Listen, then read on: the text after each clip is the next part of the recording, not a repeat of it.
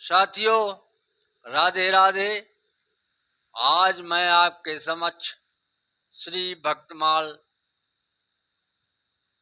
के माध्यम से श्री बिल्व मंगलदास जी का वह पावन चरित्र सुनाऊंगा जिसके माध्यम से हम पूरी मानवता और पूरे मनुष्य या साधक के लिए एक उदाहरण स्वरूप रहेगा। और यह भी पुष्टि होगी कि हमारा मन और हृदय किस तरह से हमारे जीवन को बदलते हैं और हमारा मन कितना चंचल होता, इस बात का आपको प्रत्यक्ष आज के उदाहरण से जानकारी हो जाएगी।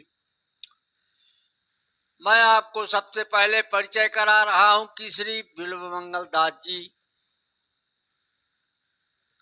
यह दक्षिण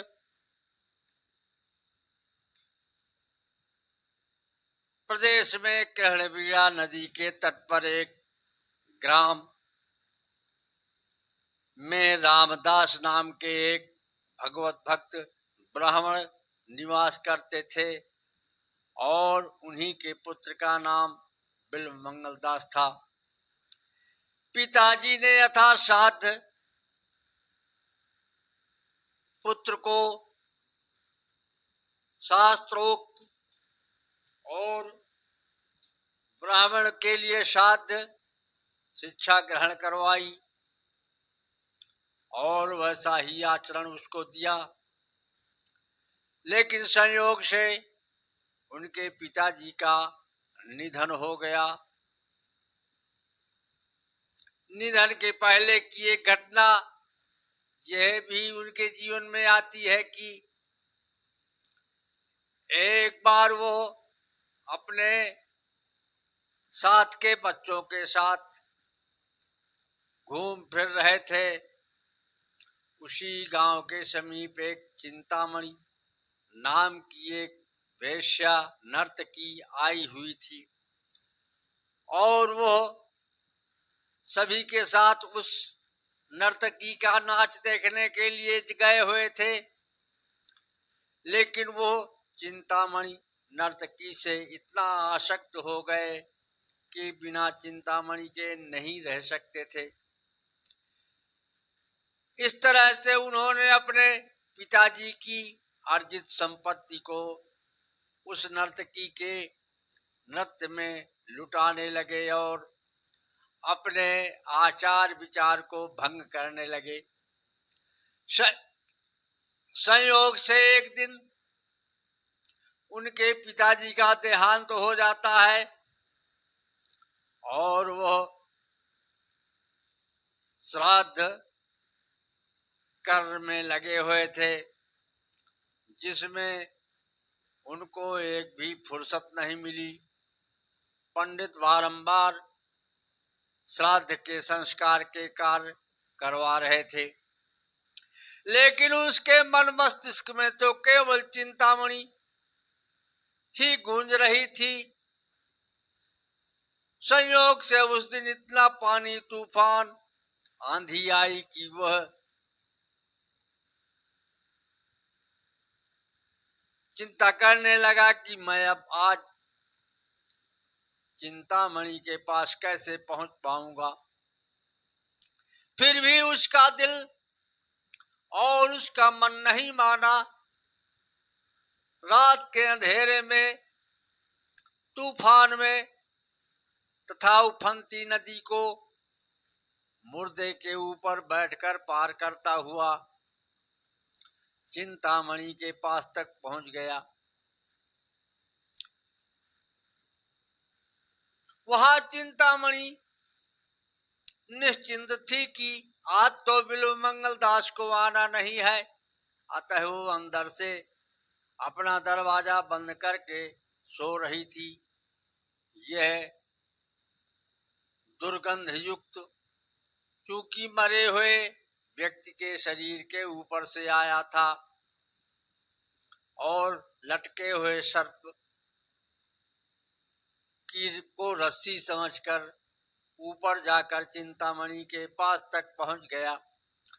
चिंतामणि ने इसको इतना फटकाराया और डांटा कि तुम इस हाड़वांश के शरीर के पीछे इतने आसक्त हो, उतावले हो, कहीं अगर तुम उस मुरली मनोहर के लिए अगर इतनी आसक्ति होती, अनुराग होता, प्रेम होता तो कल्याण हो जाता। इस फटकार से उसके हृदय में थोड़ी चेतना आई और उसने रात्रि भर चिंतामणि के साथ भगवत भजन करने लगा और उसको ऐसा विराग हुआ कि वह अपने घर बार द्वार छोड़कर वृंदावन की ओर चल दिया और वह नितांत अब श्री कृष्ण जी के प्रेम में व्याकुल हो चुका था कि उसको इस संसार की किसी भी चीज से कोई रुचि नहीं थी। संयोग से वह वृंदावन की ओर जा ही रहा था कि रास्ते में एक महिला जो अपने सिर में घड़ा लिए हुए थी और अपने घर की ओर जा रही थी, इसको वासना की भूख ने इस प्रकार से पुनः तप्त किया कि यह उस महिला के पीछे पीछे पुनः जाता हुआ वहां तक पहुंचा जहां तक महिला का घर था। और वह जब महिला घर के अंदर जल लेकर चली गई तब यह निराश हो गया। घर के स्वामी ने इनसे पूछा कि बाबा जी आप यहाँ कैसे पधारे। उन्होंने अपने दिल की बात यह कही कि मेरी आज वासना इतनी प्रबल हुई कि मैं इस महिला का चेहरा देखना चाहता था, अतः मैं यहाँ तक पहुंच आया हूं। अगर आप थोड़ा कष्ट करें और इस महिला को मुझे जी भर के देखने दें तो मैं आपका बहुत बहुत आभारी रहूंगा। उस पुरुष ने, जिसकी वह महिला थी, वह बेचारा भला आदमी सोचा कि अगर इसको दर्शन करने से इतना शांति मिलनी है तो मैं दर्शन कराए देता हूँ। उस महिला को इसने बुलाकर और बिल्व मंगलदास से कहा कि आप इस महिला को देख सकते हैं। देखने के बाद पुनः उसको अपने ऊपर इतनी घृणा हुई, बार बार उसने अपने आप को कोसा कि रे बिल्व मंगलदास तू कितना घिनौना और पाप कर्मी है कि तू कहाँ जा रहा था और पुनः तुम किस कीचड़ में फंस गए। फिर उसने निष्कर्ष यह निकाला कि अगर मेरी आंखें नहीं होती तो आज मुझे यह पथ से भ्रष्ट नहीं होना पड़ता। उसने उस पुरुष से कहा कि क्या मुझको आप सुई घर से दे देंगे।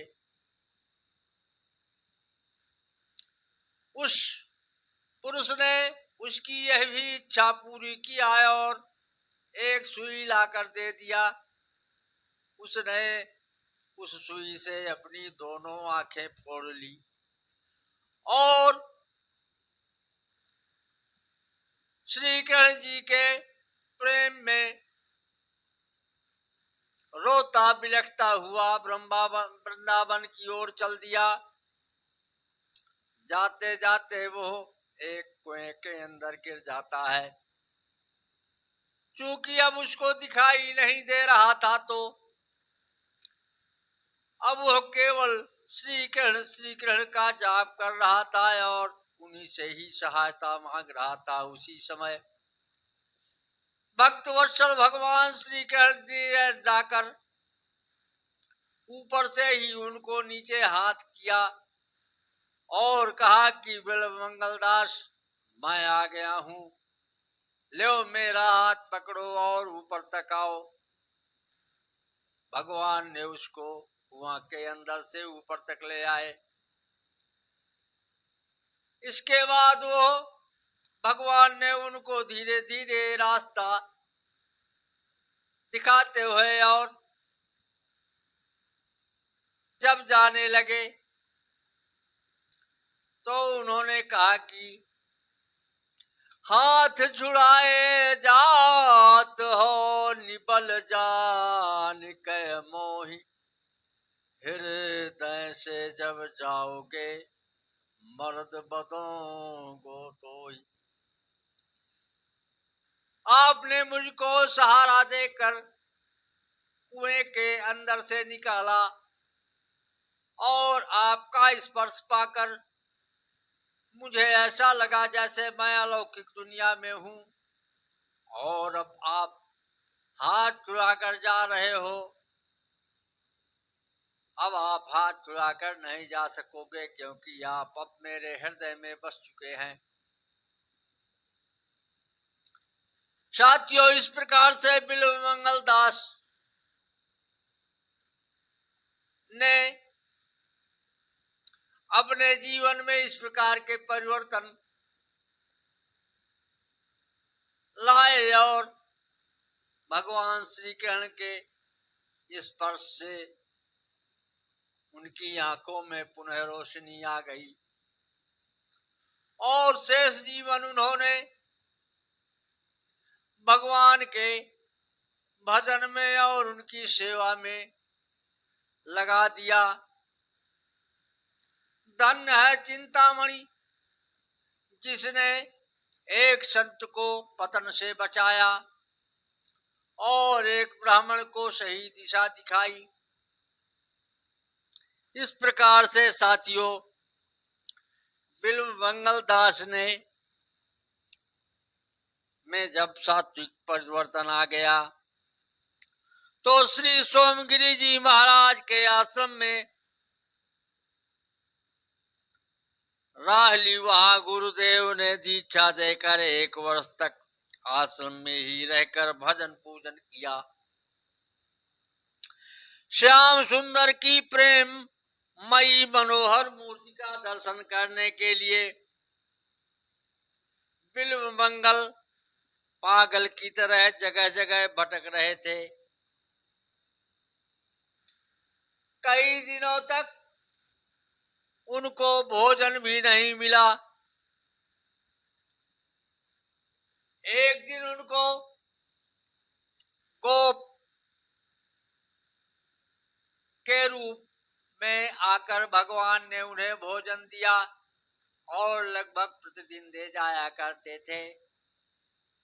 फिर इसके बाद कुछ दिन के बाद वो नहीं आने लगे तो बिल्व व्याकुल हो गए। एक दिन विशेष कृपा बिल्व भगवान की ऊपर भगवान की होती है। वो अब ना तो भूख महसूस कर रहे थे, केवल दिन रात भगवान के लिए रो रहे थे। आंसुओं की लड़ी लगी हुई थी।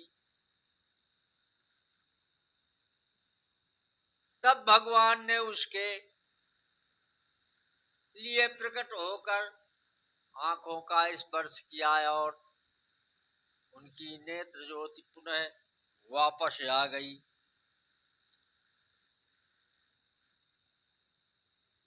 साथियों, इस प्रकार से बिल्व और चिंतामणि की जो कथा है मैंने संक्षेप में आपके समक्ष रखा।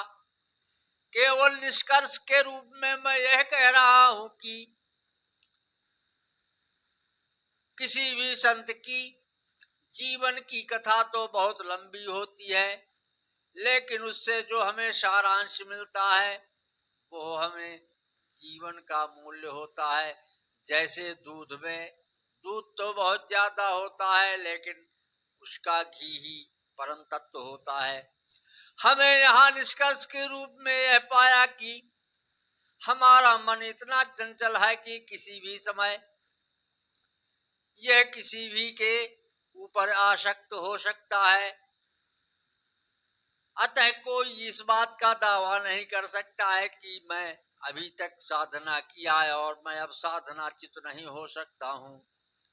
इसकी पौराणिक मान्यताएं भी हमारे सामने है। जैसे कि नारद जी को मोह हो गया था, आपके गरुण जी को हो गया था, और भी तमाम ऐसे साधक थे उनको हो गया था, लेकिन भगवान ने उनको अपना समझकर उनके अंदर के भावों को दूर करने के लिए अनेकों प्रकार से उनकी रक्षा किया। अतः आज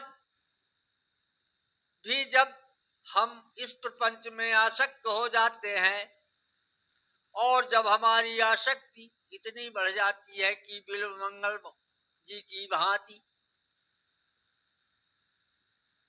वासना के पीछे दौड़कर अपना सर्वस्व नष्ट कर लेते हैं, यहाँ तक कि हमारी आंखें अंधी हो जाती हैं। जैसे बिल्वमंगल दास की आंखें अंधी हो गई थी, क्योंकि जब आदमी वासना युक्त हो जाता है वो अंधा हो जाता है। इसी का प्रतीक यहाँ बिल्वमंगल दास को दिखाया गया है। लेकिन जब भगवान की कृपा होती है तो जब हम भगवान के प्रति बिल्वमंगल दास की तरह आंसू बहाते हैं तो उनका जो कृपा का स्पर्श है हमें पुनः नेत्र खोल देता है, अर्थात हमें हृदय में पुनः विवेक जागृत कर देता है, जिससे हमारे योग क्षेम की रक्षा होती है। साथियों, हमें निष्कर्ष में केवल यही पाया कि इस संसार में हमें हर प्रकार से अपने दैनिक कार्यों को करते हुए भी भगवान के प्रति आभार और उनका भजन और कीर्तन संकीर्तन नहीं भूलना चाहिए। बस यही मुझे आप लोगों से कहना है। निवेदन केवल इस बात का भी है कि अगर अभी तक आप लोगों ने इस चैनल को सब्सक्राइब नहीं किए हैं अथवा आप लोगों के हृदय में किसी प्रकार से दान दक्षिणा देने की इच्छा है तो इस चैनल को सुपर थैंक्स और सुपर चैट के माध्यम से सुविधा दी गई है। आप चाहें तो अपने पुण्य कार्यों को पूरा करने के लिए इस चैनल को कुछ धन प्रेषित कर सकते हैं। जय श्री कृष्णा, जय श्री राम, राधे राधे, सीताराम, जय हो।